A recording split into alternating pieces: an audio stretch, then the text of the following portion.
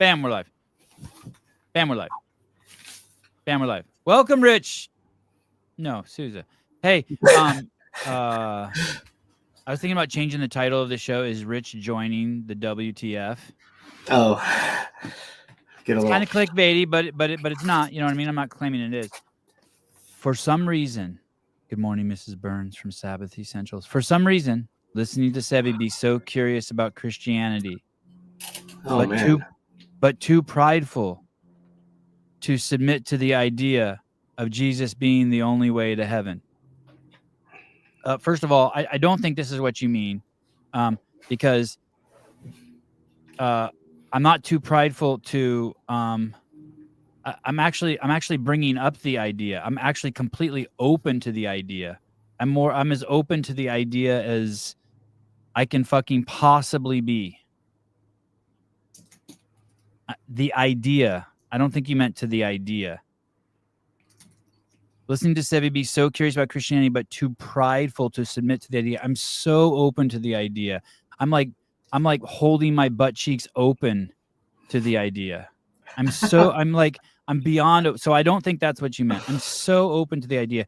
I think what you mean is, someone else was saying this too in the early shows, that I was too, was it that I thought I was God, or that I was too, I don't know, some kind, holy shit.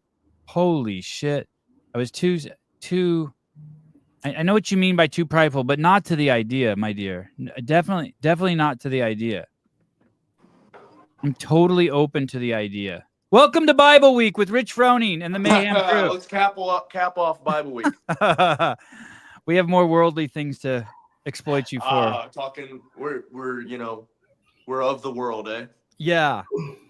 Enough Jesus. We've had too much Jesus this week. Jesus week? No, never enough. No, dude. I am. You're on fire, is what I heard. He's just getting started. Yeah, I am. I love that. Anything for follows. I heard Jesus. If I talk about Jesus, I'll get more follows. Oh gosh. Hey, he does have a lot of followers. You know, if he had an Instagram account, he'd probably have the most. Hey, Rich. I even snuck into my kids' bedrooms when they were sleeping, and laid down. Did you pray over them? Not only did I pray over them, I said, "Repeat after me." Repeat after me. Yeah. Love that. I had some conversations with the kids this morning about Holy Spirit. It's fun having conversations with kids, because their brains are just the one. I don't know if I've said it on here before, but the one that gets me, like Violet. Kids, it's so hard for them to grasp time, right? So they're like, "Who's God's mom?" Like Violet, my youngest, asked me that. Great question. I'm like, you know what, Violet? I don't know. He lives outside of time, and I don't know what that means either. Rich. Ask Dom, Violet. I do. I need to have Dom. I wish I had I wish I was as smart as him. I'm just movie quotes and workouts is the only thing that goes on in my head. That's all I'm good at. Give him football pads, 3 Advil, and tell him to go ask Dom. Yep. And prepare. That'll do it. I was really surprised to see you. But do you know Caleb and Souza, right? Oh yeah. Gentlemen, Caleb, how we doing? Caleb, why are Fantastic. you here? I thought you had a day job, Caleb. Well, I saw Rich was coming on, and I just left. So Sick day. he's gone. Love that. And he's got a new sweatshirt. He's got to show off too. nice. What is that? Houndstooth? Oh yeah, it's Houndstooth, baby. Oh, Houndstooth. It's sick. I love that. Reminds me of when I was in high school. Really? Is that something? Houndstooth? I had no idea. Yeah, usually the chicks wear like an overcoat like this, but And I decided to make it in hoodie. Bear Bryant too was a big Houndstooth guy, wasn't he? That's right. Alabama Yes, coach. it was. How do you know stuff like that, Rich? Lots of random useless facts is basically my MO. Houndstooth is a black and white upholstery fabric. Pattern alternating light and dark. But how do you know that? Did your mom sew a lot as a kid, or? Nope. I'm telling you, if I hear some random thing one time, I can remember it. But like useful knowledge goes in one ear and out the other. All right, fair enough. Reminds me of myself. Yeah, you know. Look at we've I have people are empathizing with you. I have a bathroom mat that is houndstooth. Wow. Who knew? I'm cultured, you know, like very cultured. Very cultured. I just got The back from houndstooth. Europe, so I have to be cultured, right? Oh yeah, how was Europe? How was Europe? What were you Man, it doing was there? What awesome. is Coaches Congress? Is that where you found out that CrossFit is selling? Coaches Congress is awesome. It's Jake Lockhart had been, we got so many Jakes here, I have to actually specify which Jake it was. He's been working with them about getting us over, you know, to one of their conferences. And, you know, at first you're like, yeah, sure, I'm sure it'll be cool, whatever. It'll be good. But man, what they're doing over there is pretty awesome. It's what CrossFit should be doing. Getting 400 or 500 gym owners / head coaches or coaches at gyms together, having, you know, speeches or keynote speakers and people from different specialties. And it was a ton of fun. Got to hang out with the community over there, you know, and you always see it and hear it and remember it. Traveling as much as we've done and been to different affiliates and been like, oh yeah, you know, the community's the same here, there, and everywhere. And man, it is, and it's in those gyms. And you know, we were in Barcelona for a couple days too, kind of promoting us using Hustle Up with, you know, in French and having Mayhem programming in French and Spanish. And so we did Barcelona and then Versailles. And man, just it was awesome. You know, I forget being in my bubble and how you know, passionate I'm about staying at home and being at home. It's good for me every once in a while to, like I said, get some culture and be with everybody. So man, it was awesome to see people are fired up and still awesome at CrossFit, and the community's so great. And you know, we talk about it all the time, and I think people get numbed to the fact of how we talk about how awesome the community is, but it is. So you got energized being there, kind of like Yeah. that recharge. Yeah, man, it was you know, like we ran 2 classes in the morning. Well, Jake and Christy did. I would get there at like 6 in the morning between the 6:30 in the morning between the 2 classes, take pictures with the first class, and then I'd work out with the 7. And then I had a keynote speech. What was it, Saturday? And I thought it was a Q&A. Facundo 30 minutes before is like, hey, you're actually supposed to speak on, you know, like if an athlete at the member or like one of your members wants to be a competitor, how do you help them? And I'm like, oh, like I'm 100% good, like answering questions and feeding off the crowd. But you tell me to get up there and give a sermon, I'm like, dude, you know, like I don't know if I can do that. I ended up talking for 45 minutes. And then took 15 minutes a question. Man, I had a blast up there. You know, it was cool to like, I always want to know what people want to know, but I feel like, you know, being an athlete or making people better athletes, I feel like I have a decent grasp on that. So it was fun. And, you know, like I got done, I was like, oh, okay, you know, like people took some notes. So I felt good about myself, you know, it didn't like, there weren't too many people that were like off in La La Land or on their phone or anything. And so we did that. Then we did a breakout on how to run like an efficient class, and I worked out with them while kind of interjecting / derailing what Christy or Jake were doing. And then honestly, we did the same, almost identical the next day, but a full hour Q&A. And then the clip that you're talking about was, you know, I knew the question was coming, so I started with that icebreaker of like, hey, just keep doing what you guys are doing in your affiliates, changing lives. As cliche and, you know, overplayed probably it is, man, the community is awesome. What's the question? Is it going to sell or is it dead? Or It's just like, you know, what is HQ? Where are they? What are, you know, how are they going to help us? And, you know, like, I'm like, just, you know, be annoying again about bringing people into your gym and like tell everybody about CrossFit, how awesome it is. Cause guess what? It is, you know, like, yeah. So it was almost like hey, we're okay. You know, like it's a society thing, I think, at this point with everybody, you know, like everybody wants to see stuff fail, right? Or they want to impact change to change. It's just, you know, there are things that need to be changed, right? But you walk into an affiliate, you walk into Mayhem and see what's going on here, man, you are impacting change. And so it definitely re-energized that side of it, right? And then I also I think finally came to terms with, I'm no longer an athlete. I'm a politician. Oh, cool. I've been waiting for this.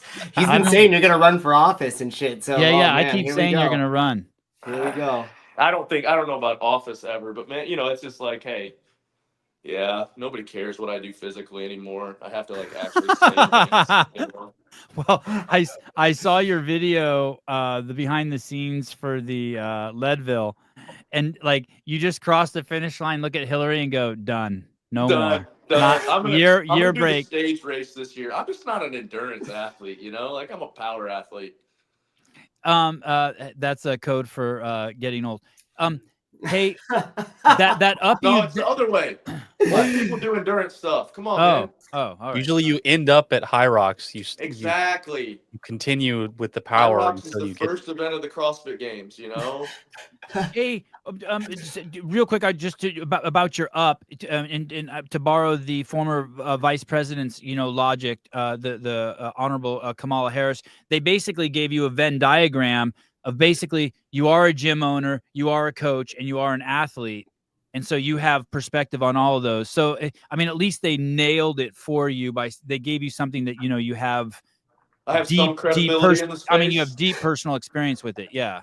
Yeah. I mean, I'd like to say that we've done a little bit of it all. I've not done all of it that great, but I've been a part of all of it. Yeah. So some of it you did great. Some of it you did great. Some of it I did great. Did okay. I dabbled for a while. Not as good as some others, if you read message boards. So it is what it is. Yeah, go on Reddit. Go on Reddit. If you're into that type of thing. Hey, I do like.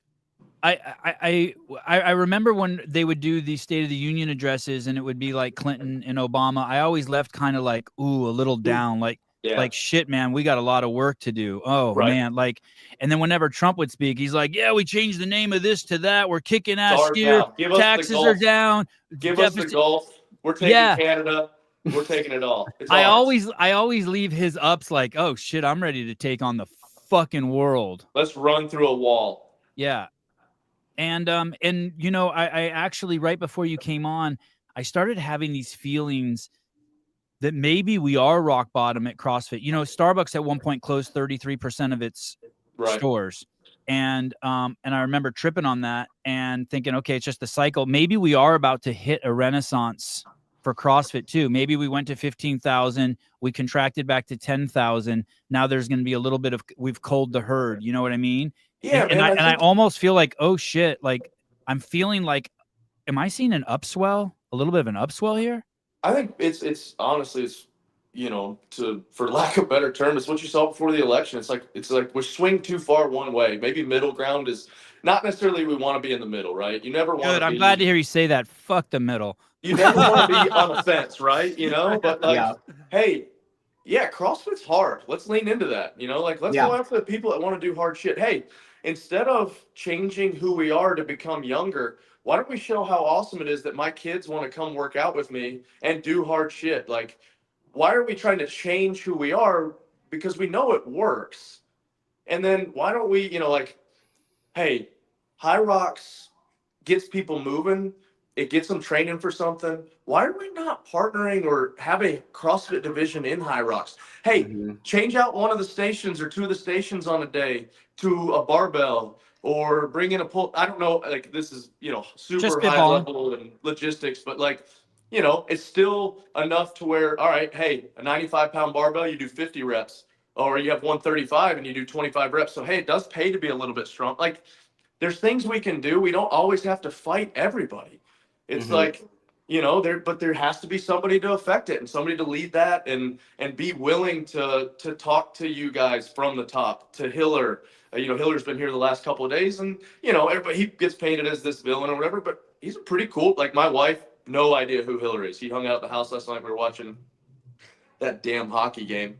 And, he left and she's like, so who is he? And I'm like, the guy that I showed you videos of like, him, she's like, that's him. She's like, oh, I would have loved him even more. Like, but he's super chill. Like, talks about how great Paddington 2 is. It's the greatest movie ever. You know, He's crazy into that movie right now. He's big on that one right now. So, Yeah. you know, I'm going to watch Paddington. I've got to now, you know. So I've been telling him it's just an That's so good. allegory from the Bible that Paddington is Jesus, but he's all right. yeah. I thought that was Narnia.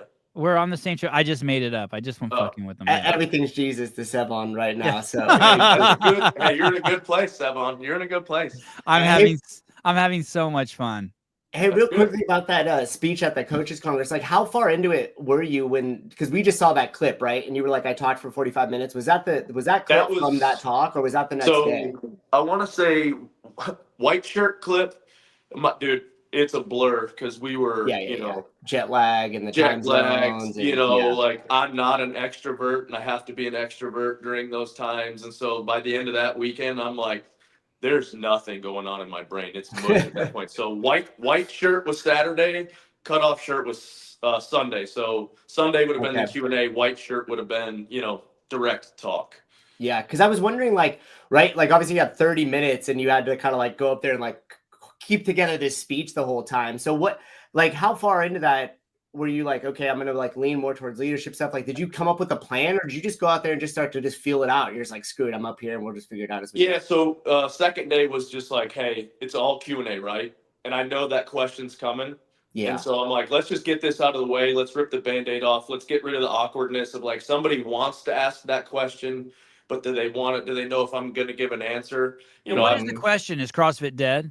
Yeah, is CrossFit okay? Or is, you know, like what's going to happen to CrossFit? What is this? What is, you know, like I knew some form of it was going to come. And man, you're just like in those moments with all those people, like-minded people that you want to be, you know, like you're around and they're you, right? You know, like we're different, but we're the same, you know? It just energizes you, right? It's awesome to be in those situations and how fired up those people are to work out. And like, you know, like I was joking, me and Hiller were talking yesterday, like we're just doing zone 2. And I kind of have this realization as of late, like I hate golf, right? Oh, sorry. This is a Thursday thing. Just Thursday. I'm not like he just dabbles on Thursdays. Come on. Just Thursdays, sometimes Sundays. I'm doing zone 2 right now, Rick. I love it. It's because Jesus is working. The Holy Spirit's working in you. Thank you. And so I'm like, I've come to the realization, like fitness for me too is like golf, right? So like I do business around fitness because, you know, like I can, you know, they came out and we programmed NorCal Classic workouts. Mm-hmm. And Blair was here, Ben Alderman, Ben's son, and Hiller was kind of documenting the whole thing. So we go upstairs, me, him, them, and then Angelo, and then I have Scott. Like those are my two, like I value Angelo's opinion from programming and then Scott's opinion from like media / what are we looking at? How do we tell a story, right? Mm-hmm, mm-hmm. So we just sitting up there and we whiteboard some ideas and whatever. And so we get to about an hour in and I'm like, all right, guys, we're going to go work out. We work out hour and a half and we go back upstairs. And it's like, that's how I golf. Right. And so I can't make myself go out there and play, you know, 18 holes. And, you know, if I absolutely have to, I'll do it, but I hate it. I would rather like, hey, let's, you know, talk, let's do some fitness. And then let's come back after and like reflect on our thoughts now that my brain is cleared from sitting around it. I have ADD. I have probably, there may be an H in there, who knows, but like I have to be doing something. And it's only getting worse, right? You know, the less I get to like actually work and or work out and have to politic, I'm just like scratching like a damn addict. Oh yeah, I get kicked out of the apartment all the time because when I'm on the phone with this guy, I'm just like pacing through here, and it's 900 square feet. So my wife's like, dude, go outside, please, for heaven's sake. There's like a joke around here that 30-45 minutes is about our meeting time because then I just start derailing. It's like it's really hard for me. Whatever's going on there, Hiller's usually pretty high energy and a very optimistic person. But last night he was texting with us a little bit, and I could just tell like he's like a dog around a dead seal. Like he's you know how they get around dead seals, they go fucking crazy like they're on cocaine. Yeah, I could tell he's pretty invigorated and inspired by being there, which is hard to do because he lives pretty high already. It was fun, like he, you know, like. At first he's filming. I'm like, put the camera down, make an angle to where you can work out with this. Cause you know, like he's one of us. You got to work out. Right. And so I'm like, you're going to get just put the camera to where it's set. There's tripods everywhere in this damn place. Set it on a box, whatever. And so he was like, all right. And like at first he wasn't gonna do it, and then you could see him start to like. We started the first round, and he was like, all right, I'll jump in, you know. And it's just like, you know, but those are the type of people I want to be around because they're just like me, right? You know, like I don't want to be around people that aren't like me. No, I'm just kidding. Jeremy World. I'm intolerant. Sevi, the video I DM'd you yesterday of Rich getting dogged by the dude on the rope climbs is the best. That's why he's the GOAT. Yeah, that's a funny video. Nate's a good dude. He's man. That's a cool story. You should. I'll give you his contact. Get him on and talk to him about his weight loss. He's done it the right way, man. Please. A cool dude. Like just. He's funny too. Yeah. We went out to that. I was home for 48 hours from being gone to Europe. And we went to the Western Hunt Expo, and we stopped at Ute CrossFit and saw Heebs and Mars out there. And then Nate met us out there. He was out there for it too. And we got to work out with him. And he's like, hey, I kind of have this idea for a video, or like a rope climbs off limits to make fun of. I was like, dude, nothing's off limits. I've done enough stupid shit in front of people that I don't care, you know? And so it was fun. Oh, he doesn't train at your gym? No, he's in Boise, Idaho. But okay. Yeah, please. And, please, if you get a chance, send me his Instagram. I'll reach out. Absolutely. To him. Yeah. I got his phone number too. I can send that. So, do you watch hockey? Do you watch hockey? I go in spurts. I would love to, but you know, like my kids, hockey games are usually late. I do love hockey. Like, you know, I can pick it right back up after not being and watching it for a while. And you know, last night got super into it just because, you know, anytime the U.S. is trying to, you know, win. Anytime you represent your country, it's just fun for me to be a part of. I was tripping. I don't watch hockey. I probably watch that's probably the second hockey game I've ever watched in my life. But the overtime was crazy. Yeah. Even I didn't know hockey, and I remember thinking, wow, this reminds me of a UFC fight when there's 10 seconds left and the two guys point in the center of the ring. And then even the commentator said, wow, they're definitely playing reckless and the coaches aren't liking this. But both sides were just like, fuck it. And it was just reckless. And I was like, wow, if this is the way the sport really is, this is a great sport. But I'm guessing that was a little unorthodox, the way they were playing in that final OT. Dude, I would argue that hockey is that way all the time. If you can go see one in person, man, hockey is it's hard to on TV. You know, if you know hockey and know kind of what they're doing, you can follow the puck way easier. You know, having played a little bit, dabbled, you know, I used to play roller hockey a lot. And so I understand, you know, base level the game.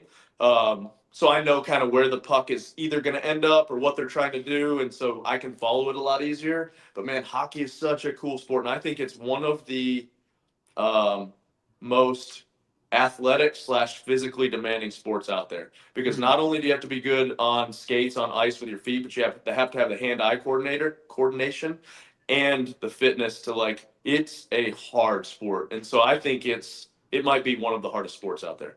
Well, they put on a show in that last 20 minutes. That was crazy. It was awesome. It was so awesome. I couldn't sleep for like 30 or 45 minutes after. I was so jacked up.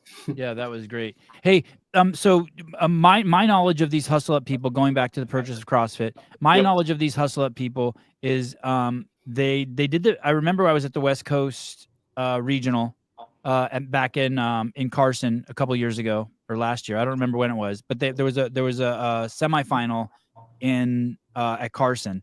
Okay. And at the last minute, I think they have another company that had to print shirts. I think it's owned by Northern Spirit. Spirit. My understanding is they're the same ones. And the way they were able to produce all of those shirts, and then I wore the clothes, it was pretty impressive.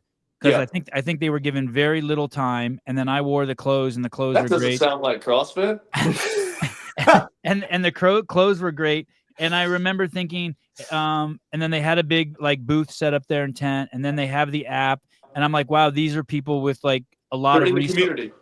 They're in it. Yeah, and they have a lot of resources and they're capable. That shit is not easy printing clothes last minute. That is a monumental task at that level.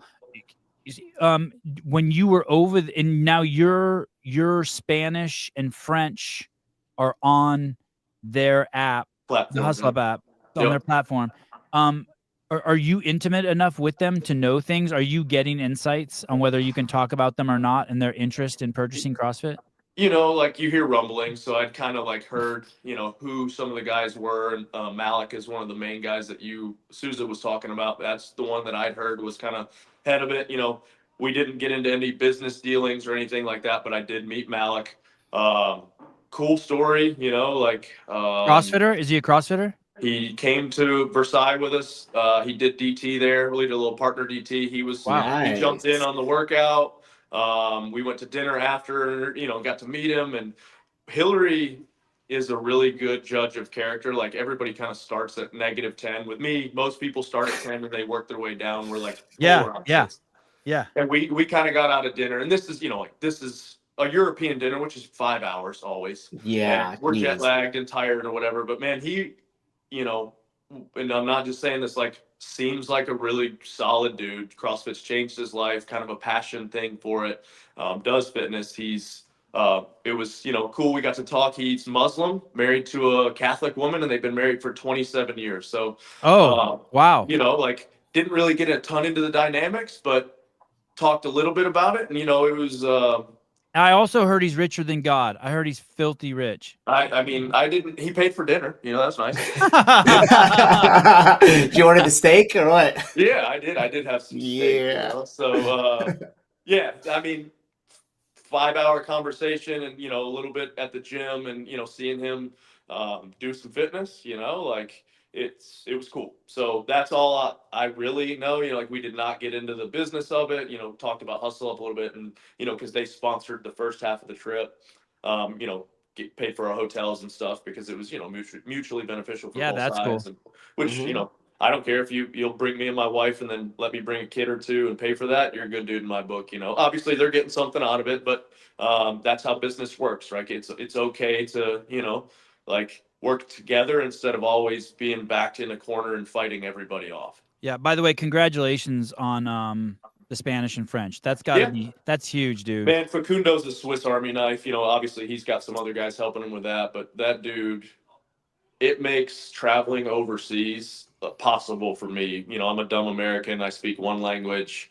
You know, I would not survive without, none of us would survive without Facundo kind of leading the charge. So yeah, that's gotta be nice. He just kind of rock like a little tour guide situation for you guys, so it lines up all your stuff, knows all your people. It's insane where he can like switch language to language to language all in one sentence, and then like a couple times he'll be speaking English when he's supposed to be speaking French, and I'm like, do I understand French? No. He weaves it in so well. You're like, shit, I understood that. I don't know which language it was. Whoa. Oh, no, dang it. He's just speaking English. Yeah. Nice. Spanish speakers make up 7.5% of the global population. So that basically introduces 600 million new people to have access to Mayhem programming. That's awesome, dude.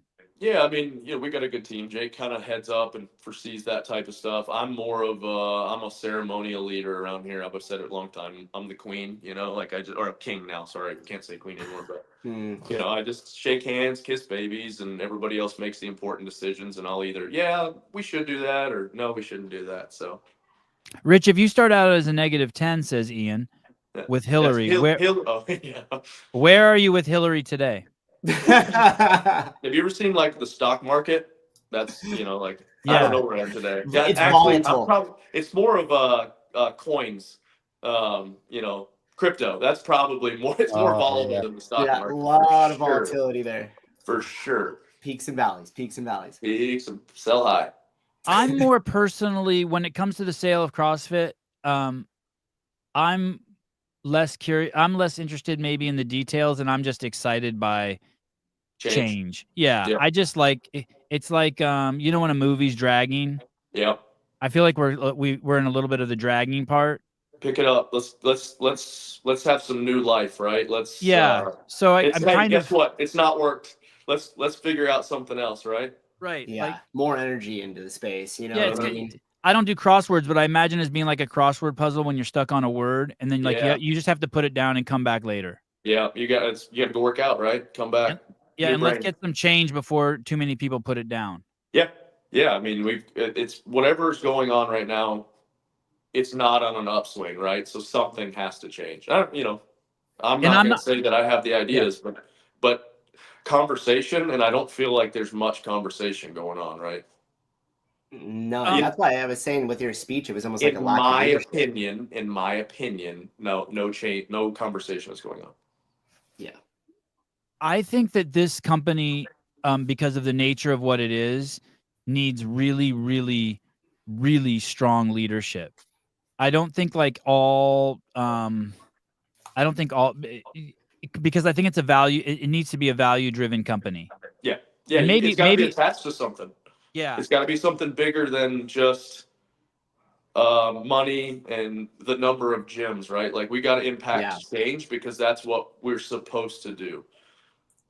it can't bend. So what I'm saying is like you can't be like, well, it's okay not. Hiller's really good at this. It's not okay not to squat below parallel. You can't. It can never bend the knee to that. It can never be like, hey, it's offensive. Because you're demanding that. It always has to be, sorry, that's just the way it is, and we can work you to get towards that. And it needs to, and it's going to take someone who really believes that. Yeah, people's feelings are going to get hurt because of the nature when you have strong values. Like there almost has to be intolerance in the direction.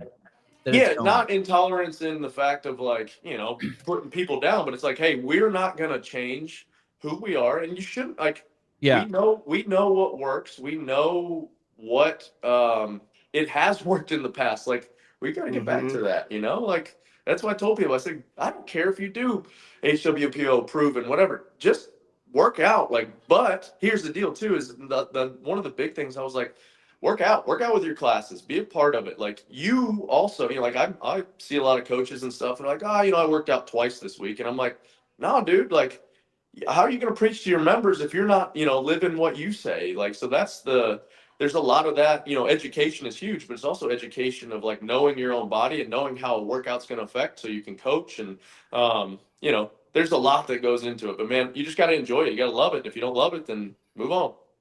There's this tagline that I think people are saying unconsciously right now when it comes to the games and just the athletes. And when I say the games, I mean like semifinals and the games.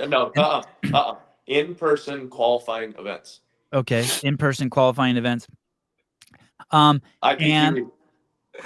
he's been spending a lot of time with Ben and Blair and Hiller, I could tell. IPQE. IPQE for sure. Sousa doesn't want to say it wrong, get chastised by he wrote it down. Yeah, I got it by acronym. My feeling is this: they have it all backwards. The athletes are the performers. And I'm going to say something really that some people might think is harsh. Offensive, aren't you? Yeah, but they don't matter at all because there's 900,999 and 80 people who want to get on stage for free and perform. And so if they don't matter, who matters? Well, the two people that matter, the two groups that matter is the audience and the people who are footing the bill. So the people who are bringing the equipment, giving you the place to play, and it may sound bad, but if we focus all of the attention on on making it pleasurable for the audience and making it valuable for the sponsors, the benefactors of that will be the performers. But when I keep hearing all these people say that I'm trying to make a good athlete experience, hey, maybe you should keep that part quiet. It's okay if you want to do that, but I'm not going to an event being like, wow, the athletes got the greatest grab bag at this one. Oh my God, they each had their own clean towel. They got a pair of grips and a jump rope and a free shirt. I'm happy for them, and I want them to get that. And add knee sleeve. Yes. Because you got to buy them individually. If you're promoting an event, your promo video should not be the 20 athletes talking about how excited they are for the opportunity. What I want to hear is it's funny. I'm going to fucking just beat Jason Hopper's ass now at 3 more events this year. It's kind of cool. That's the only thing I give a shit about.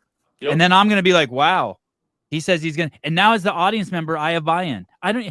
Just anything like anything. Hey guys, I love meeting people who follow me on Instagram. I'm going to be at 3 more new events this year. Please come up and fucking bug me. Yep. Like just anything, just give, like they're the only ones that matter. You can worry about yourself behind closed doors, But for me, I just want to hear. Why should I go? And so many people are not doing that. No, man, it's like I look at it as, you know, there's two parts, obviously. Like we talked about years ago, like when Bridges and Bailey and Jason, all of us were competing. We were like, hey, like maybe we do need to get together and like, man, but our things were like, hey, maybe insurance, if one of us gets hurt and we can't compete for a year, like how do we figure that out? You know, like Yes. you know, how do we, you know, obviously we want to take care of the group and right, but like here's the deal is the games is supposed to be tip of the spear. Hey, this is what's possible by what? Using the methodology of CrossFit, getting people in the doors. Like it doesn't need to be at odds, right? It should be that, you know, the affiliate, like that's You got what a phone call, I bet. I've been preaching to the athletes here is like, go to class. Like, so today, actually, this afternoon, like I told Dom, I said, all right, I'm going to make you guys do it from now on. We do these kind of like large group workouts. We're going to jump in the 2 o'clock class and it's coach's choice anyway, so we can tweak and whatever, but we're going to do the class with the 2 o'clock group today. Like, just get in here. Like, cause here's the deal. Like you're saying, if those like our athletes are in here a lot, and so people do interact and they're good about interacting, but they don't train much with the class, right? And so, but when people suffer together, there's something that it's hard to put into words that like that's what made CrossFit or the games so cool was people could try like you can't go on the NFL field, you can't put like you could, I guess technically, like some of these like fantasy camps, but you can't, you know, hit the same linebacker or do like catch the same pass from Tom Brady, but you can go out here and do the same workout that we're doing, even scale it down if you know if your fitness isn't there, but you can get that stimulus and we share it together. And like I've said it, you know, like one of the cool things what we should do is like, hey, all right, you got top 5 at the games. To accept your money, we've got 4 community events we're gonna do. We'll pay for airfare, travel, all that stuff, and we'll give you $1,000, whatever extra. But you're going to show up to one of these events and we're going to be, you know, like we're going to have in the off season, which if there is an off season anymore, like there's so many of those ideas that like you've got to get the athletes connected back to the affiliates and get the affiliates to buy in, because that's who pays for your stuff. That's who pays your salary. You know, that's how you get likes on Instagram. That's how you get people following. Like it is a game, right? But you have to be authentic with it and real with it, or else what's the point, right? Like, why am I going to go follow somebody that, you know, is never around? You know, they show up to their event, they're gone. You know, like I'm not saying everybody does that, but, you know, we've lost that, right? Time is very, very valuable, as you know. You have 4 kids, Rich? 3. So time is very, very valuable to us because there's very few things we'd rather be doing than looking at our kid's eye fucking running down a steep hill, right? 100%.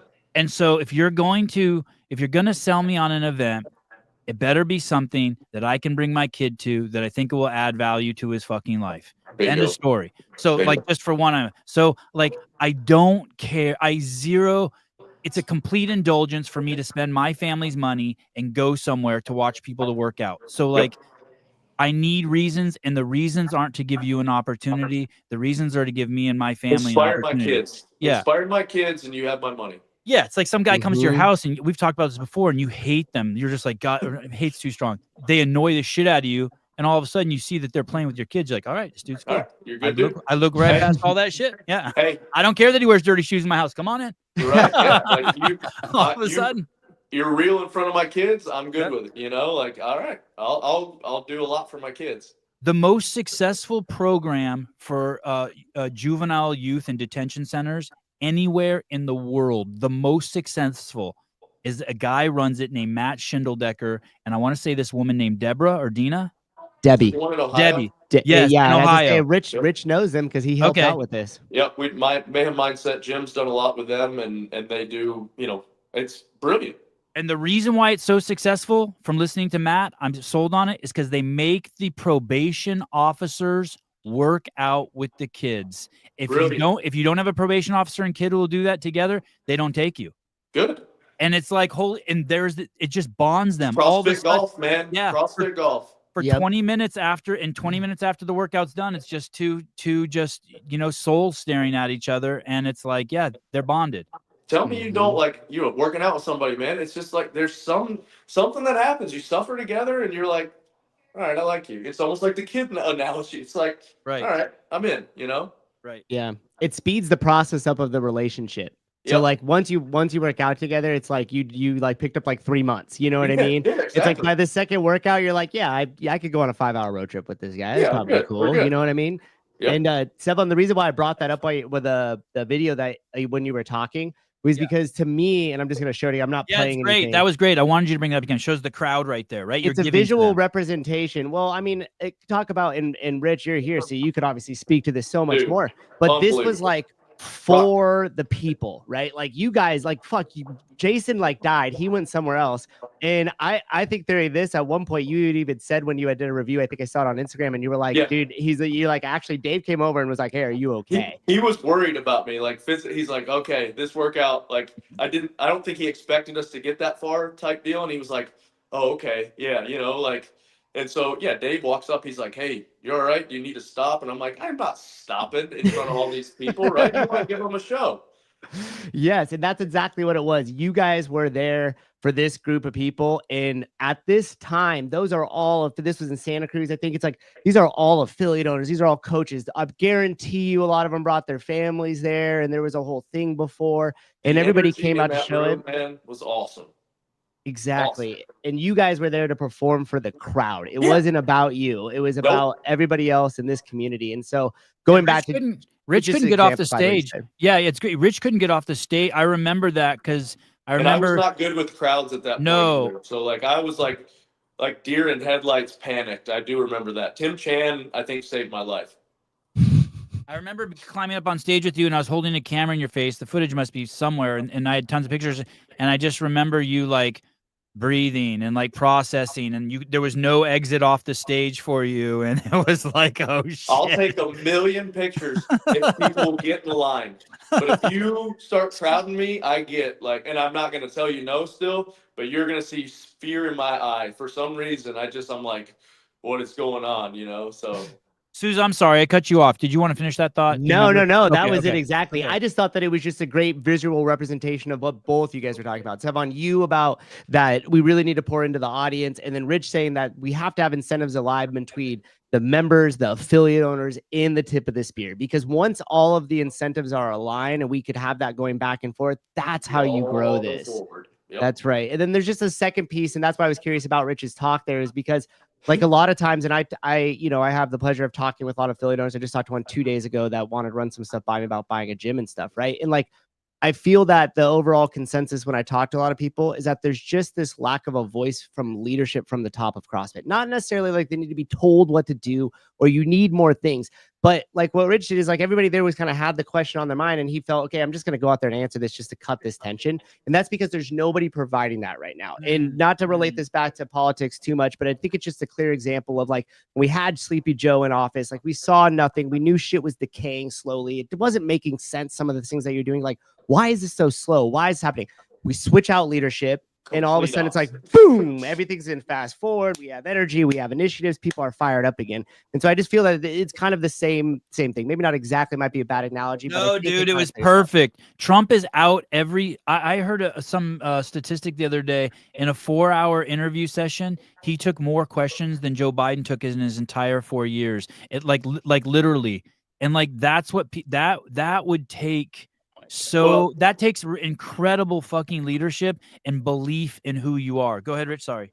And instead of like shaming people for being pro-America, it's like, hey, I'm going to the Super Bowl. Hey, I'm going to the Daytona 500. Yeah, there's a bunch of rednecks there, but hell, I love redneck. You know, like there's like we're a bunch of different cultures together, but like you gotta like, and we don't have paper straws. You know, like that was the big one. And how about the fact that those were poisonous? Those were poisoning people. Oh, of course, yeah, for sure. Rich, I took a photo. Rich took a photo with me at the West Coast semifinals 2 years ago. Happily been on Mayhem programming since. Thanks, Rich. Right, thanks, Andrew. Appreciate that.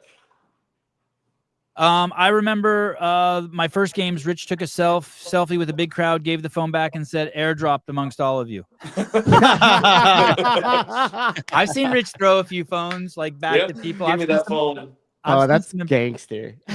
I've seen some impressive rope tosses. Did you see the Buttery Bros video? The most recent one. Okay. I love Heber and Mars, but no. Okay. It's extremely powerful. Unfortunately, Mars is having some sort of heart condition. Oh wow.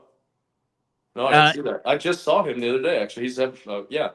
And he looked fit as shit. And there's an interview in there with the doctor, and Mars and Heber and Mars and Heber leave it in there. Oh, could you play that little section? Listen to what the doctor says here. I'm very blown away that Mars and Heber left this in there, and I thank them so much for it.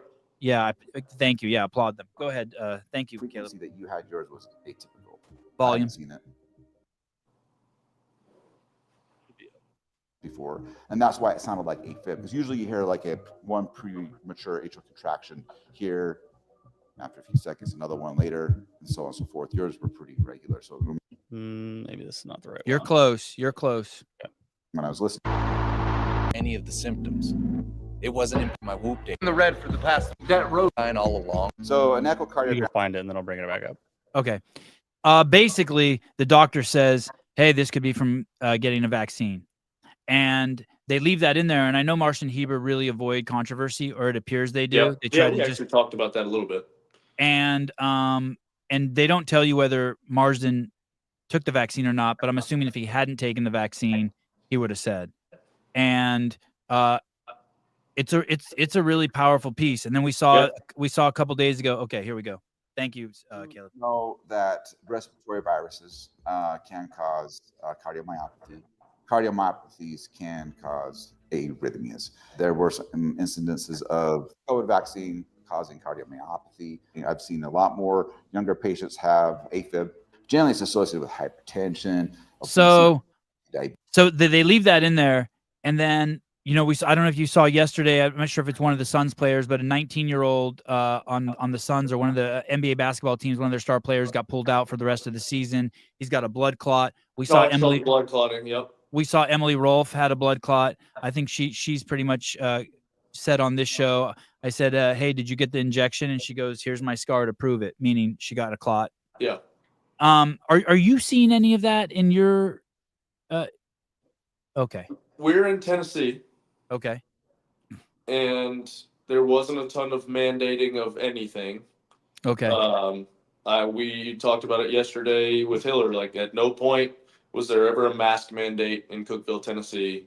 Wow. We shut down for probably maybe a week. Like, and honestly, part of me is like, yep, should have done that. Hey, let's let everything settle for a second, and then let's make some decisions. And luckily, our republic operated correctly, and governor left that up to counties left that up to cities, and our city did not, our county never did. I know some cities / counties west of us and east of us that had some mandates and different things, but we didn't have that here. Wow. I did not get the vaccine, so we can go ahead and get that out. Did Rich get it? I did not get it. And honestly, this is completely a character flaw. Yeah. And if you could have showed me some science and been like, you should get it early on, you're like, oh, maybe. But as soon as you tell me I have to do something, guess what? I'm out. So that's what happened. And so In your defense too, you're also probably like a lot of us. It would, even if you wanted to get it, probably you wouldn't have taken time out of your day. Yeah, I'm not going to sit in a doctor's office for 30 minutes to wait. Yeah, you drive by the CVS and you'd still be like, nah, I got shit to do. Like, you don't get a haircut until it's too late, sick. or yeah. Yeah, I'll get sick and work out versus go get a vaccine. Yeah, I understand. All right. Well, it makes me I'm really proud, and I applaud Heber and Mars for making that, because it did seem out of their niche. Yeah, their comfort zone. Yeah. The Wilmore Fitness League, did they ever try to get you to compete in that? They don't want me. Come on, man. I mean, if I was starting a fitness league, I'd figure out a way to incorporate you. I have Mhm. not spoken to one. Obviously, I've had conversations with Will in the past. Yeah. But I've not spoken to any single person at the TF. WTF that has asked me, and I don't want to, say that I need to be consulted, but hey, No. I would love to talk to somebody, but nobody's ever asked me opinion, asked anything. And So they I've never not been did they any ever conversation. contact Lockhart and be like, hey, can we use your facility to do an event? I mean, like if I was going to start let's Actually, say I was going nobody to at CrossFit HQ has talked to me either, but I even don't though know you if guys have the What? open there, even though you have the open there in 6 days. just kidding. It's like, is it just Bad assumed or? Bad joke. Oh my Not No, always I a don't- joke, I don't a bit think- of truth. I don't think they've talked to Lockhart. I've had some athletes here that, and here's my deal is with some of the athletes, yeah, I'm like, hey, if they're going to pay you and you get to work out, make a living getting paid to work out, then, and you want to do it, and it fits into what you're doing, absolutely. But my deal, and this is one of the big hangups for me is all right, cool.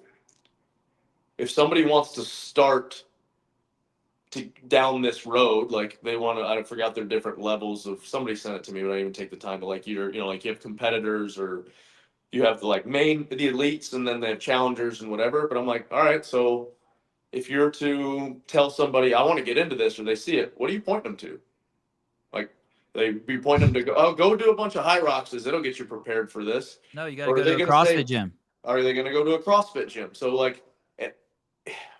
the model, I kind of like the whole, all right, let's have 3 or 4, let's have 4 majors. The CrossFit Games is the PGA Tour Championship. Rogue is a major, whatever events we decide. But I like the kind of sanctional model, gives athletes a chance to go compete in different spots, put something on the line, is a cool model. But hey, let's have some conversations. I think that I'm just so tired of, there's these sects that, we can't go talk to them because they've said one bad word about us in the past. What makes us better? Criticism. Let's get you guys in a room with Hiller, with HQ, with WFP, with High Rocks. Let's all sit down. We're all doing this. We're trying to do the same damn thing, but we're pulling in 18 different directions. Let's do it together. I'm so tired of it. Sorry, now you get me fired up, and now Well, I'm having here's the thing. I don't see any issues with I see High Rocks as basically a chipper. I see it as another iteration of Spartan Race and Tough Mudder, and I see it as a great thing for CrossFit athletes who train every day to go express their. It gives them something to train for. Yeah, it's gives awesome. Gosh, it's awesome. Good. Yeah, I don't want to do it. Yeah, I don't want to run that much. right. Yep. But it gives you a place to express. It's like tactical games or any of these things, or Olympic lifting meets. It's just another expression Mhm. of people to go 100%. express their fitness. 100%. Why are we not partnering with more of these things instead of fighting everybody all the time? Mhm. Sorry. Mhm. Yeah, and from go ahead. Go ahead. I was gonna say, from HQ standpoint, to see some of those things on the horizon, partner with them quickly, and then now all of a sudden in my affiliate toolkit, you guys at HQ remember that's a thing. Okay. You could load up a whole entire PDF of hey, here's how you partner with the High Rocks that's coming into your town. Here's the date. Here's how we suggest. Here's 8-week on ramp. an Here's 8-week a- workup for it. And by the Gosh. way, these two gyms here did it super successful. They ended up getting a ton of revenue because they did this whole training thing. It brought people into their gym. We have a roundtable deal where we actually interviewed all of them on this. It's on your affiliate toolkit. You guys go listen to those. Take the tactical things. We actually also summarized it using an AI tool. So now you could go through that, read it, and everything in there that they suggested is actually hyperlinked to the original PDFs and things that they used. Hey, guess what? It doesn't even have to cost us anything to throw across. Hey, we'll point people to your event. You point people to our event. Done. We're Hey, in it together. I High just got Rocks. this great idea. Let's hear it. Stealing from you guys. Tell Jake Lockhart this. Give away a free 12-week program on how to train for High Rocks. You can't say High Rocks. Come on. You can't? You can't say how to train for High Rock? I think you can say that. How to train. Fitness racing. It's almost like we have that fitness racing 8-week, they got mad at us because they used my picture. And I'm like, guys, I'm You fine. can't- We have no formal agreement on this, right? So then they're like, well, then you can't say High Rocks. Oh, okay. Oh and so my I'm Do you, like, do you okay, guys have a program that would be good for an event that has 8 runs in it? Specific? CrossFit, I think is what it's Right, called. okay, And then okay. you could maybe add a little bit of aerobic capacity into your sessions. Hey, dude, but if Holy they shit, have amazing. 5, I heard they have 5,000 affiliates. Why not just one of these one like you or Sentinel or someone just put like, hey, here's our free training if you want to do that thing that's the giant chipper that all these people are doing now, and then people It's come almost to like it. we do that, or if Mayhem athletes have access to that, you know. That'd be Awesome. weird. Wow. What That's crazy awesome. concept. It drives me crazy, and I like the high. Like I'm like, give people something to train for. It pushes a ton of people through it. I'm for that. You've got the individuals that can do it. You got a team event the next day. Like honestly, that's the only way you can make money at running an event is pushing a shit ton of people through it, right? And so they've got it figured out. So like CrossFit should go, hey, how are you guys doing this? How could we do it? How can we partner on it if you guys are already doing it? Dude, That they would make sense. They should have had a vendor village. They have a vendor village there at High Rocks. And why in the world isn't CrossFit training there to sell the L1? And then High Rocks suffers from the same problem that WTF is going to suffer from, which is they don't have anything to point the public to so they could go participate. But CrossFit's already there and exists. So it's a beautiful partnership for something like High Rocks or these other ones. Because now when people get fired up and they're like, I want to train, I want to get better at the next one, you could say, hey, our partner with CrossFit has professionalized coaches. They offer what we don't. And now do this and come back in and build up the, Learn to squat your wall balls to parallel. there you go. Learn a proper wall ball, hell. It'll just slow you down. Don't listen to Rich. Okay, this is an article in Barbell Spin. Superforce CrossFit had 613 members in 2024 Open. This year they're not participating, and it Black square. And it says they're not participating. In recent years, we've broken record after record in the number of open registrants. Together with other boxes, we led a movement of participation in the Open that have never been seen in Brazil. In addition to the fact that we are now the affiliate with the most units in the world. He continued, I don't even think about bringing CrossFit didn't even think about bringing an event to announce the Open event to our city, as has been the tradition for years for the 2 boxes with the largest number of open registrations. Basically, CrossFit told him it's financially unfeasible to do an Open announcement in Brazil. So he's pissed, right? Okay, but this is the part I want to read you. Here's the second reason he says he's not doing the Open with his members. Additionally, Salerno said that CrossFit notified Superforce CrossFit that they could not be a High Rocks affiliate. We were one of the pioneering boxes in affiliation with High Rocks in Brazil. We were notified that we could not be High Rocks since we are CrossFit, or we would be fined. But apparently only Superforce in all of Brazil and the world was notified. Do you think that's true? I'm having... I want to see it. No, I mean, I wouldn't doubt some... Yeah. Do you know of any gyms that are High Rocks? I think Tia's gym's High Rocks and CrossFit. Ooh, I don't know. Are you guys a High Rocks gym? We are not. You're not? No. Have they asked you to be? Did they try to give you Jake talked to him a little bit. It just doesn't make sense for us, like we already have enough going on right now that it's like we can't we're busting at the seams from, like, if you come in here on a Wednesday night, you'll see 50 kids with their shirts off running around like crazy, walking in front of 70-year-old people with barbells with the regular members. It's chaos in here, which is awesome.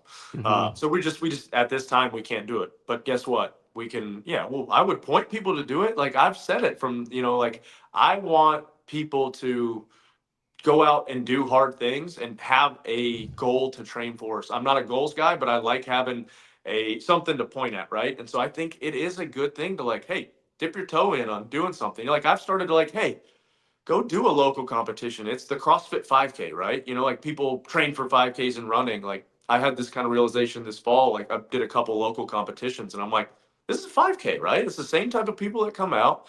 It gives people a reason to train. Yeah. Don't make it, so stressful that you're like sacrificing time with your family or, like doing stupid things. Yeah, give yourself something to train for, an end goal, or just have some fun. Like go out with a partner and do a team competition. There's just something about it. And so I that's what I see High Rocks as. And we shouldn't be at odds with it, right? It's getting people moving and they're doing functional movements. They're it's not constantly varied. We are missing that piece of it. That's the one part of me that's like, it's going to be hard, I think, from a longevity standpoint. I think one of the beautiful things about CrossFit is the constant variance for someone like me who, like I'm always looking for something, and I'm always, like there's so much to get good at. And while you get better at something else starts to, so it's just, it works really well for me. So High Rocks, that's the piece that is missing in my opinion, but it's getting people moving. They're doing what we're talking about doing, right? Mm-hmm. So what is this that's the how I actually, the first time I did Karen, that's how I did it. Oh, serious? That's awesome. 100%, That's like awesome. oh yeah, heck yeah, I can push press for days, Oh, I got a squat? Nah, dude. You knew you were gonna win the games the first time you did Karen. Oh man, 2.5 minutes unbroken. I'm in. It's like, why's everybody taking so long? Fucking Yeah. weak. No, and then you had to like put the med ball that you had to squat to, and like there's all these different things. Rich, what happened to Loin? What's up, dude? Yo. What's up, dude? I think he meant what's up. What happened to the Lions? Man, that was Oh, that's the football team.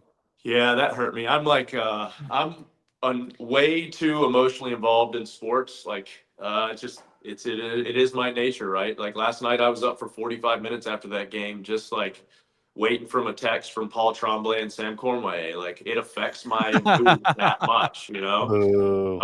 The Lions game, I took Lakeland, which was, man, an incredible experience and something I'll never forget, and probably a core memory for her. But after that game, we just sat there for 30 minutes staring at the field, because for 37 years, like I thought this was it. Oh, But it wasn't. That's was devastating. It was devastating.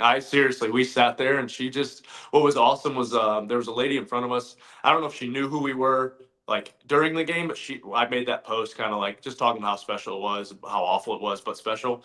And the lady that was sitting in front of us actually commented on the post and was saying how awesome it was to see how much Lakeland was into the game. Like she was screaming, yelling, like, cheering. And it was cool. Like it was a cool dad moment to be like, hopefully for the rest of my life, I have someone to suffer with for Lions games. So you've contaminated your daughter. I basically, that's our job though, right? Is to just like make our kids people we want to hang out with, right? That's the soul. Like I want to have friends for the rest of my life. And so that's what I'm trying to do with my kids, to make them like people I would want to hang out with. Sorry, like that's just what it is. No, that's 100% legit. Mm-hmm. You see your dad a lot still? Oh yeah, he's always here. Yeah, okay, good. All right. Mom, dad, both of them. Yeah, That makes Mom, they're all here. No one moved away from Cookeville. No.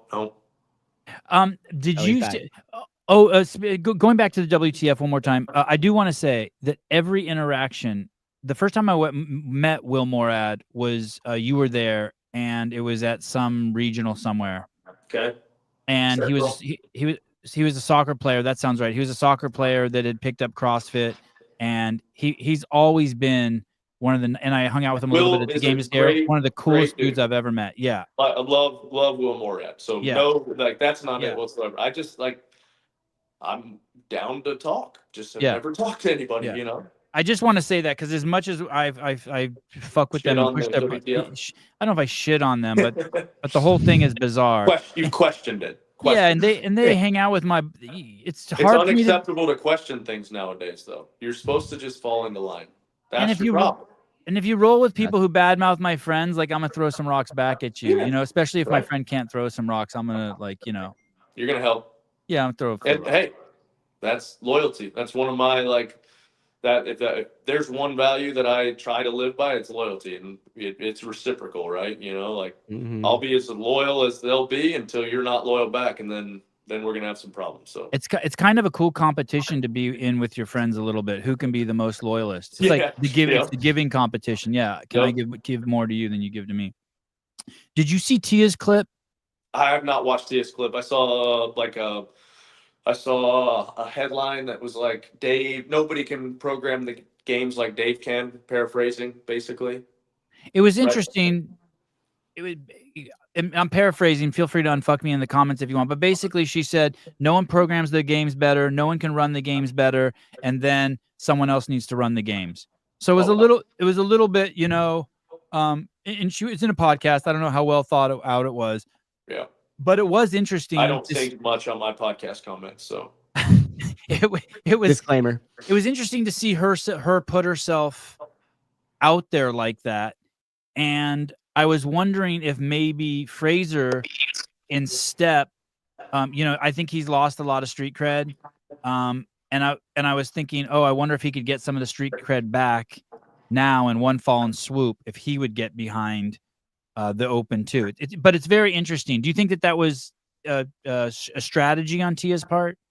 I don't know. I don't feel like nowadays fence sitting does not get the like love that it used to, you know, like you need to take a stand either way. And, you know, like you take a stand the opposite way. I may not agree with it, but at least, hey, you're willing to stand on that. I don't even know if I'll say I respect it, but, yeah, I don't know. You know, I'd have to listen to it. Okay. And like, are you in contact with her much? Do you talk to her? No, I don't talk to Tia much. Do you talk to Matt at all, Fraser much? No, in passing, you know, when we see each other, you know, I think everybody thinks we hate each other, but we've been, you know, cordial and like if you're somewhere with them, you guys will shoot the shit a little bit, chop it up. Yeah, absolutely. I think Matt's, you know, having a kid changes you, right? You know, I think it helps us all. Yeah. And so, yeah, and same with Tia, you know, like I think we're just all busy, right? We're all doing our own things, trying to survive. And, oh, you misparaphrased that. CrossFit told you that. Let's correct us. Go ahead, finish that thought, and then I'll see if I can find out exactly what she said. Yeah, so I think we're just all so busy that it's hard to connect, and you know, we'll connect at events or in passing, and we've got all of our own things going on. So, but yeah, having kids changes you, man. It changes your perspective on things. It shows you what's important, and yeah. And then here's the deal: as you start affecting people's livelihood and how they provide for that family, they might get a little defensive, right? You know, like you start affecting people's income and all that. It gets murky. So. I don't know, you know, like I'd have to watch the video and see where she stands on it, man. I know where I stand on it, and Dave, the games is Dave's baby, right? You know, like nobody cares more about the games. And I think no matter what people say, nobody cares more. Well, I mean, there's a lot of people care about the athletes, but Dave cares about the athletes. He cares about the success of, you know, like there's not, he's a human being, right? You know, like, it's unfortunate that the stand that everybody has to take is that, right? No, she said Dave should program, but CrossFit doesn't need to run the event. No, that's not what she said. Nice try. Take two. What I'm saying is there was. I disagree with that. I think it's the CrossFit Games. Here's the deal: like the CrossFit Games is a marketing tool for the affiliates, is to show you what is possible with the programming. Like, yeah, we shouldn't be like. The games is going to lose money. Like, do we need to like, hey, like, let's look at how we not lose as much money, or can we break even? You know, like Mayhem Classic, right?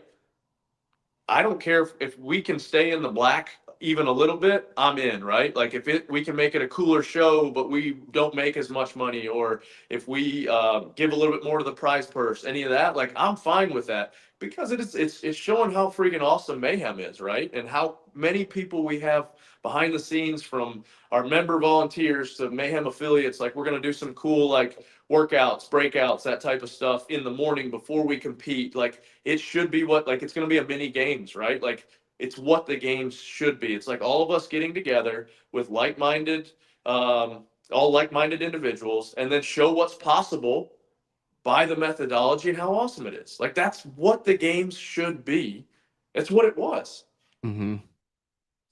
Is that the clip, Caleb? No, that's good. Is that the clip, Caleb? Yeah, I think so.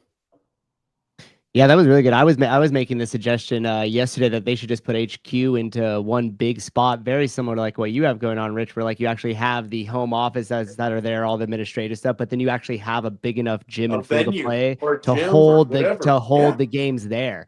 And how cool would that be? Like a Mecca. It's like a Mecca, you know? Like that's the word I use. Yep, there it is. That's it. It's would like, why, like people come here. It's Disneyland here, right? You know, Yeah, like exactly. people walk through the doors and you just see this on their face and they're like afraid to come talk to you. And you're just like, dude, I just work out, right? You know, like I Look, found there's something Mickey Mouse and Rich I'm Froning. Mickey Mouse. I'm more like Goofy Donald. probably than Mickey Mouse, but you know, like it's so cool to watch people and then like tear down that facade that you're like, hey, they're all just normal people. Go talk to them, right? You know, like it's so why is that not a thing, right? Mm-hmm. Yeah. Okay, go ahead, Caleb. Let's see if we can get this is gonna be a little hard because Hiller's got his commentary, but let's see if we can get a little bit of this. My time winners. And you know, we've had different programmers in the past, and I do believe that there was a lot of things missed. And you know, like these are just my opinions, whether they're right or wrong. You know, this is just how I have felt, and I feel like I can say this type of stuff because I've experienced so many different competitions. I've experienced so many different programs, you know, throughout my career as a competitor. Dave runs the best event, in my opinion. Dave runs There the it best is. event. That's it. That's all I need. That's my point. And then later on, she says it should be separated from him. I'm concerned that if people get what they want, the grass isn't going to be greener on the other side of the hill. Yep. Okay. It's hard running a good event. There's so many things that go into running a good event. People who have never been on both sides of that don't understand that. And you know, like we talked about it, and I feel like decent grasp on it. I've been on the athlete side from an individual, from a team. We've run events. I've programmed events. You watch events unfold. You see how like some bad event. You've seen bad events. You've seen all that. You see it. It's got to tell a story. It's like there's so many things that go into it. And if you get singularly focused, I think these athletes just think, oh, you're just making up workouts. That's all he does, you know. But you know, I know because we've seen it. I'm the same way. Honestly, it's like.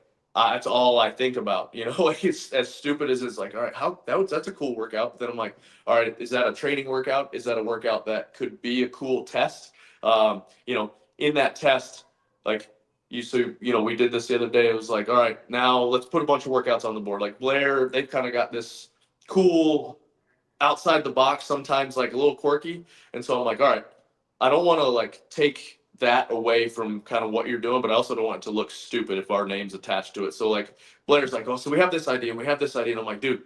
And he's like, all right, hold on. I'm like, write them all out and let's go through them. And so like, you know, there's so many things to think about. All right, does this test, does it favor what kind of athlete, you know, like, and how does it pair well with that day? And like, then we zoom out and like, how does it fit all together? Okay, can we, you know, we're too heavy or we're too light, or like there's so many intricacies that go to that. Or it might not be good for the audience. Yep, exactly. You know, like we have to tell a story. It has to kind of look cool, right? Man, there's just so many freaking things. And we get a good race at the end. We need a good race. It's got to like, you know, buzzers or feet or whatever. You know, like there's just people don't think about that, and it's hard to see that. You know, like and guess what? It shouldn't be about the workout. It should be about the athlete, right? You know, like I think people get tied up into that too. It's like, you know, I want to show my you know, how cool I am and my thoughts. And, you know, I've had these suppressed things, you know, so it's like, there's just so much that goes into it. Lucky Camera Straps, dropping in at Mayhem was awesome. We were scared to talk to Rich, but he was super nice. Members were also very friendly. Love it. We got a good group of people here, man. It's awesome. Yeah, you really do. Is Austin Hatfield as good as Jake Lockhart says? Austin Hatfield's legit. He's incredible athlete, but also just a good dude, right? He's just likes to compete, likes to work out, and just a solid dude. What do you see that makes you think that he's legit? Like, what do you see? You're like, oh shit, there's one. I mean, he's strong, but he's also doesn't have any major holes, right? You know, like that's it, right? You know, like what he got bad on the one workout at Wadapalooza where they're pulling a sled in sand. Like we all know sled events are outliers at any event you go to because every sled surface is different. So I think he's focused on what he wants to do. He's doing it for the right reasons. He enjoys it, and he's super fit. So, Hey, girl. If you're tattling, What's Hi. up? Tattling's cool. yes. My kids know too. My kids are like, "Hey, you going to do a podcast?" I'm like, "Yeah." They're like, "Could we watch TV?" I'm like, "What? That's fucked up." Yeah, I know what you're doing. I know what you're doing. They sense Yeah. that weakness. Yeah. They know Maybe you're it's in the an mode hour. of like, "Hey, I need space. I'll say anything." Yeah, I'll give Yeah. you whatever if you shut the hell up. Yeah. I need 2 seconds. Yes. Yep. What about his character? What Yeah. about the intangibles that you know that it takes to win? Does he got those? Seems like it. I've not spent like extensive time with him, worked out with him a bunch, hung out with him a bunch. He's a dude likes to hang out, right? Likes to hang out, likes to work out. Those are things you gotta like to do. You gotta like to work out, like to suffer a little bit. No big ego, just willing to take criticism / coaching. Yeah, I mean, seems like on the competition floor, man, he just wants to win. I think that's obviously one of the major intangibles that you can't really coach or teach.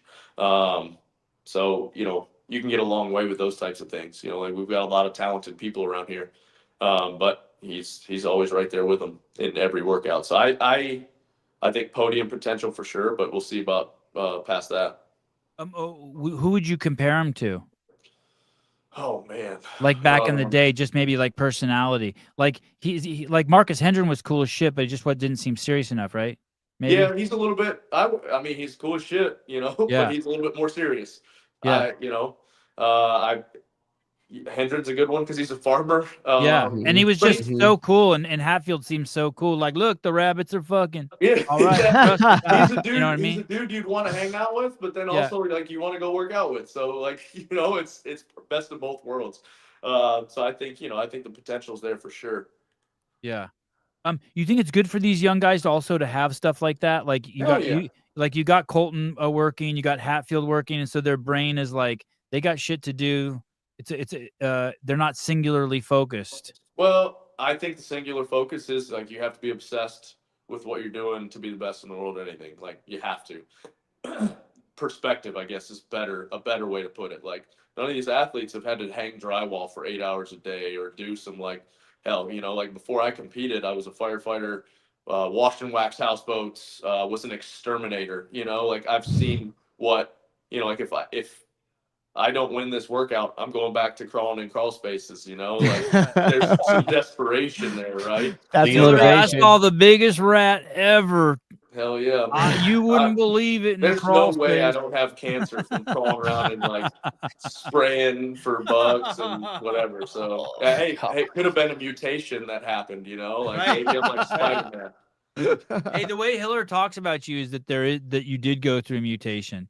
Who knows? I can't wait till after his piece comes out. I'm gonna have you back on and tell you all the shit he was telling me about you. I don't know what you did to him. You short circuited him a little bit. Are you guys giving him drugs there, like cocaine? Done, just so they can like test it.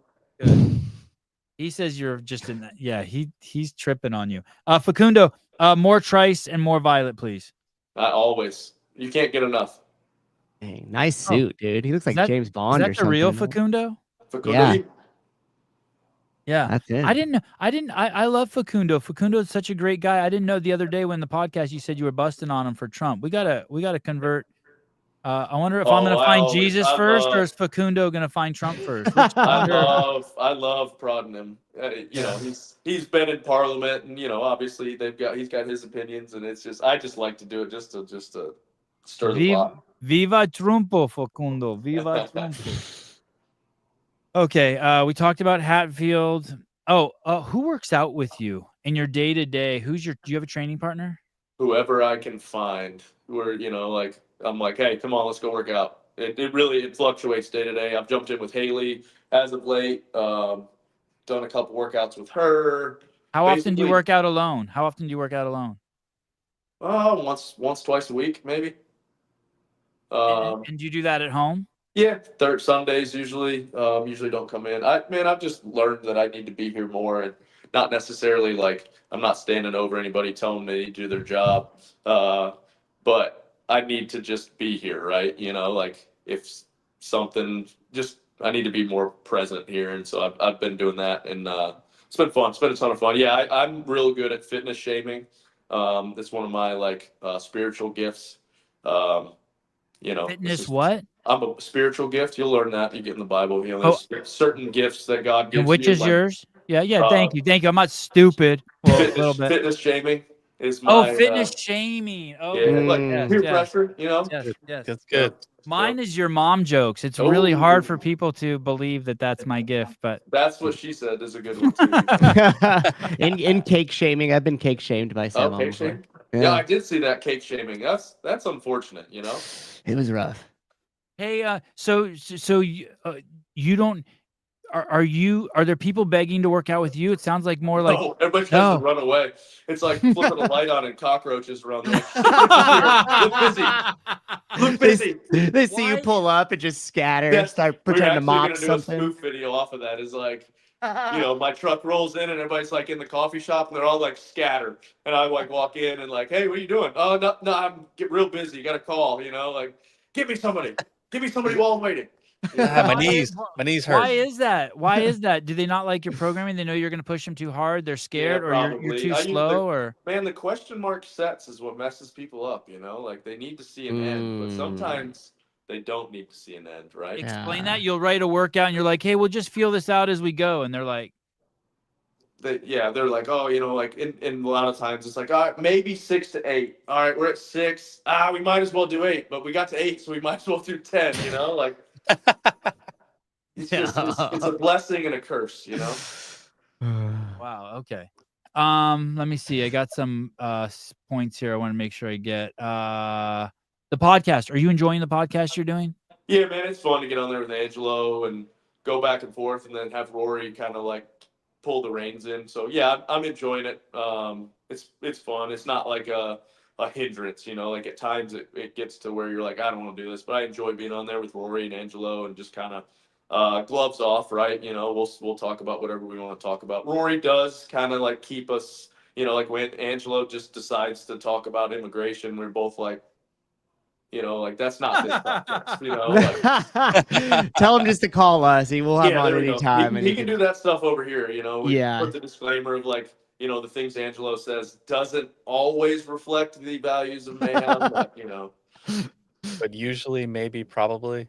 But usually, it looks probably, like, but, you know, like we still need to have that. It's almost like the Disney disclaimer, you know, like, you know, the stereotypes aren't depicted in here aren't necessarily true. 4 to 5 of our employees are pedophiles. Please, Yeah, please forgive exactly. Disney. Hey, it looks like you guys are having fun. We got a good group here, man. It's been a ton of fun.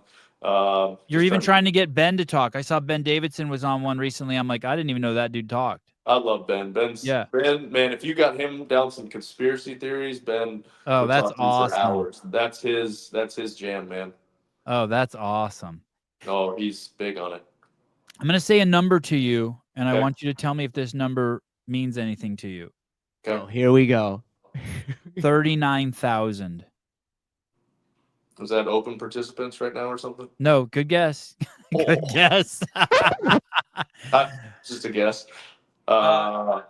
Hillary and I were hanging out the other day after a podcast, and we were just going through people's Instagram accounts, like seeing them. Bear Day. Bear Day. Culling the herd is what we call that. Culling the herd. 39,000 people unfollowed you. I got like 5 back. 38,990. That was really impressive. So I'm like going through your account, and like I'm like, I wonder what happened. And then as soon as I scroll over, I'm like, oh, there it is. You know, it didn't help that the day before that I posted a cow that we killed. The next day it was another cow we killed, and then the bear. And it was just like, people were like, okay, I can't do this anymore. This guy's a murderer. You had a hunting week. Guess what? I don't care. I know, it's obvious. It's so good. Hey, you're setting so many people free when you do that. I don't mean the dead bear per se. Right. But the attitude of just like be who you are. Yeah, Exactly. Don't apologize for it, man. I'm like like to that grumpy old man stage where I'm like, man, 50% are gonna hate me and 50% are gonna like me. As long as my Yeah. kids like me, my wife likes me. You know, like I'm gonna try. You know, and it's tough. Like in the position I'm in, obviously, like I'm a little bit more like comfortable and like, you know, money is awesome, but freedom's even better. And so it's like, yeah, some people are at that point where it's like, man, I have to feel like I have to take a stand or I need to like fit in with the crowd. Man, I'm not there anymore. You know, like it's I'm gonna stand up for what I believe and what I believe what I believe is right. And so, yep, that's where we're at. And hey, you know what else it does? Even people who get upset at you, I think it takes them one step closer. They evolve. It takes them one step closer to the cliff that eventually they'll fall off of, Right. and they'll be free. You Right. know what I mean? We all at some point we get pushed so far in our opinions, and then we fall off, and then we're free from them. You know, Yeah. and it's just so important. You know, to you know, people will see you work out and they're not going to go do the same workout you do, but someone might be sitting at home, not want to work out, come across a Rich Froning video and be like, fuck it. And then, you know, I'm gonna go do something. yep, and I'm going to go do something, and you go put on your shorts and you go do something because you watched it. And so Yep. that's kind of as you get older, you kind of realize that, like, hey, it's just evolving. You're just pushing people to whatever end they're going to get at so they can then jump on to the next thing. And at some point, someone will be like, oh, that dude hunts for his family. Like, you know, 20 years ago, I'd have thought that was stupid. And now it's like, I feel stupid because I don't do it. You know what I mean? Right. Come Right. full all the way around. Yep. All right. I think that's, oh yeah. One more. You talked about a guy named Curtis. Dave Curtis. Yeah. And on the podcast. Yep. What's he doing? Is he doing 6 different? It's called the Lead Man. So he lives in Leadville, good friend of ours, CrossFitter, still uses CrossFit, does a lot of endurance training now. He's the one that got me into doing the 100-mile Leadville race, mountain bike race. But he's going to do, and need to look this up. It's called Lead Man. And I think you have to do a 50-mile run in the one season, the 50-mile run, the 50-mile bike, the 100-mile bike, a 10K the morning after. These are all Leadville sponsored events. And then A the 10K 100-mile run after the 100-mile bike ride? the next morning after. And then you have to do the 100-mile run the week after, the one that like Adam Klink has done. And so Has anyone ever done that? The lead? Yeah, there's like it's called the Lead Man or Lead Woman. And so if you finish it, you get a belt buckle. I demand more pay. Yeah, right. I'm out. I demand a bigger belt buckle, damn it. Yeah. So Did he's you do gonna the do 10K after the bike ride? Scott's gonna document it, do some stuff. I'm gonna try to come out there and help the back part of the 50 for him. Like you can have a pacer / somebody to carry all your stuff. So I'm gonna go out and try to help with that. So man, he's doing some cool things. They just adopted a little girl that they had in foster, so he's going through that deal. And he's had some like lost his grandpa, his mom and sister, I think, have cancer. So he's like trying to, inspire. And so, man, that's what we want to tell those stories that are, mayhem. He's one of us. So pretty cool. Yeah, that's a crazy story. I love the BCS Classic. CS Classic every year. What's that? It's Charlie Lima runs an event in Bryan College Station, and it's a huge local CrossFit competition that hundreds of people compete every year. And man, it's a ton of fun. It's hot as shit though, but it's fun. Go. Yep, me and Angelo competed the last 2 years together. Okay, one more thing. I know I said that was my last thing. Last thing. I have to pee bad, but Susan broke this down to me the other day, and explanation of just like kind of the evolution of a CrossFit Games athlete. Yep. And not just a CrossFit Games athlete, but people in general. You find CrossFit and you're really appreciative of it. Yep. Then you start anticipating, like, what's next? What can I do? What competitions can I do? Where do I fit in? Yep. Yep. Then you start having expectations. Like there needs to be the games every year and sectionals and the open, and it needs to be the same everywhere. Then entitlement. Like I'm entitled. Like, hey, maybe they should just waive the open because I made it to the games last year. That would have been nice. And then dependency. So their whole identity's in it. Mm-hmm. And I think that you and I been around as long as we have, and maybe there's steps even you went through as an athlete in that. And I'm not necessarily saying it's right or wrong, but it's almost like definitely replacement, right? You know, like what do I do next? You know, like, or how do I fit in? There's a lot of levels to it for sure. but appreciation is where all the fun's at. Yep, man. It's so much better in life to be appreciative of where you're at, right? You know, like there's always something greener, there's always whatever, and then you get there and you're like, maybe it was pretty awesome back there. And so, you know, we don't know we're in the good old days till the good old days are past, right? Sometimes. And so it's like, hey, well, let's make it the good old days. I'm assuming some of the best days of your training ever were in a corporate gym with your cousin Darren. With, you know, some of the teams that we've been on, man, it was fun, right? Like those were the good old days. And hey, got a pretty good life right now too. So it's like, let's how can we allow more people to be a part of that? Yeah. Awesome. Yeah. Amen. Yeah. Amen. Amen. Caleb. Amen. Thank you, Yahweh. All right. Love you, boys. Rich Froning, love you too, buddy. Thank you so much, man. All right, let's do it again sooner than later. Okay, tell Paige Powers I said hi. I'm gonna try to get her on the show. I'll do it. All right, dude. Thank you. Love you, bye. See you, Later, boys. bro. Love you, bye. Love you. Bye. Rich Froning. Wow. That was amazing. Yeah, he's cool. We're lucky we have somebody like him that's you know, sees it kind of the same way that all of us kind of didn't talk about the fix the CrossFit or what's going on collectively, but we all came at it from different angles and kind of all come to very similar conclusions. So it's cool to have a guy like that in our ecosystem, right? So lucky. Yeah. Somebody gets it. We're so lucky. He's like our Elon. Dude, we're so lucky. It's crazy. Yeah, it's cool. For sure. Man, oh man. I'm really curious what Hillary's gonna put together. I have to pee. So I'm not Sevon finished. I don't know if I'm finished, but I need a cigarette. I'm so excited to watch what he does. I've been really impressed with all I'm real impressed with all like his the longer pieces that he's been doing on the athletes. Oh, Hiller? Yeah. Yeah. I was super impressed.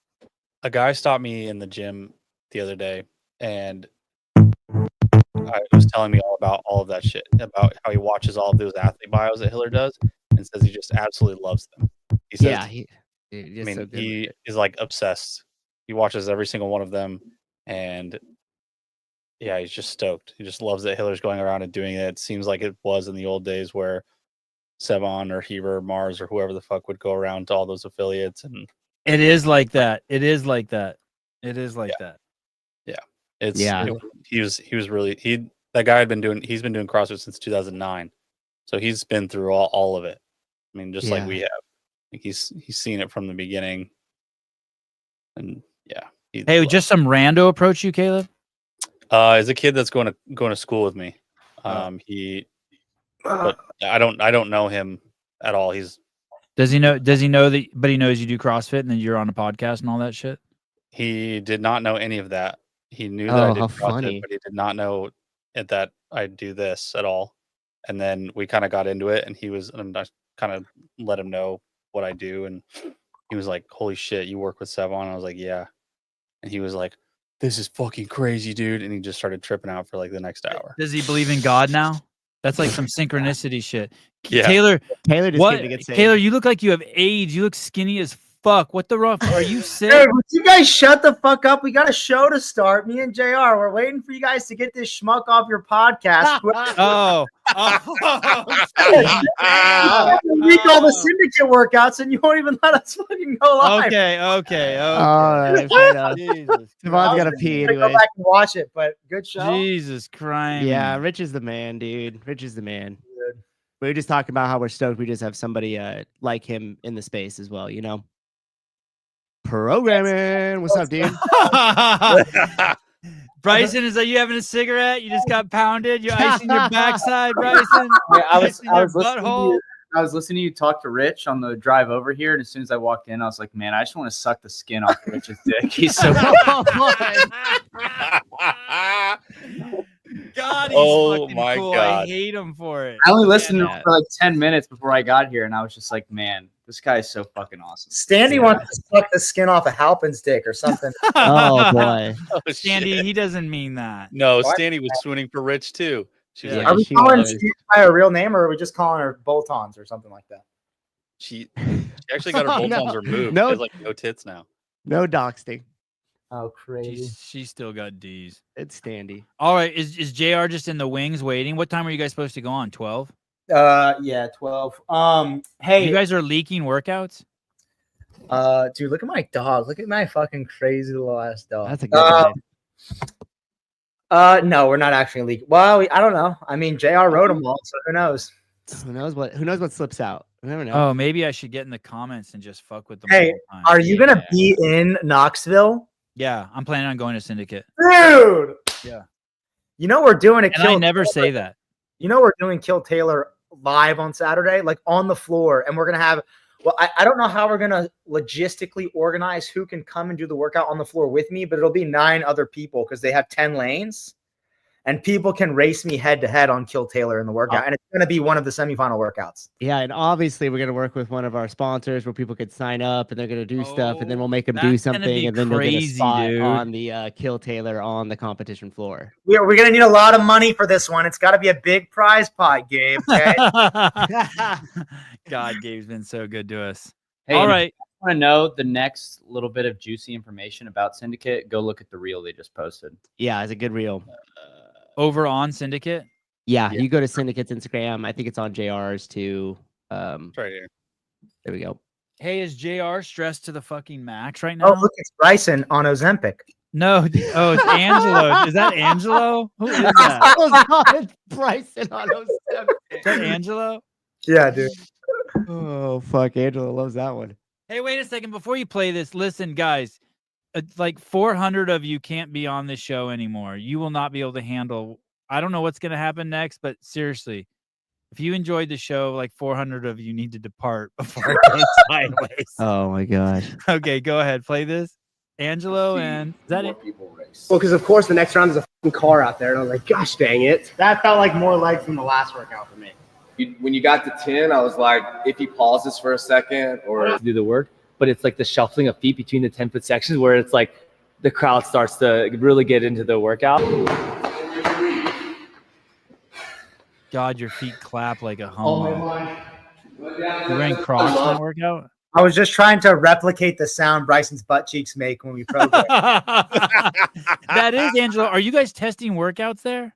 Yeah, we were doing the workouts for JR. I will, for people who don't know, I won't be competing there this year. It's gonna be a lot of fun. Competing somewhere. He will not be competing. You're not going to compete at NorCal either, right? You're going to help us commentate and cover that? I don't know what I'm doing, but I'm not competing at Syndicate. I know that. Okay. Ladies and gentlemen, that means there's heavy squatting. Or just squatting in general, any competition. Yeah. That means there's air squat. Oh my goodness. All right, I got to pee. All right, thanks for coming on. Have a great All right. show. Later, Everyone, guys. thank you. Head over to see more of Taylor Self and J.R. Howell. Don't miss it. You won't want to miss any of those coming up to this semifinal. If you're an athlete too, shit, you better watch all of that. Taylor make it fucking watching the fucking a paper bag fun. So just go over and watch it. All right, love you guys. Bye-bye. Peace out.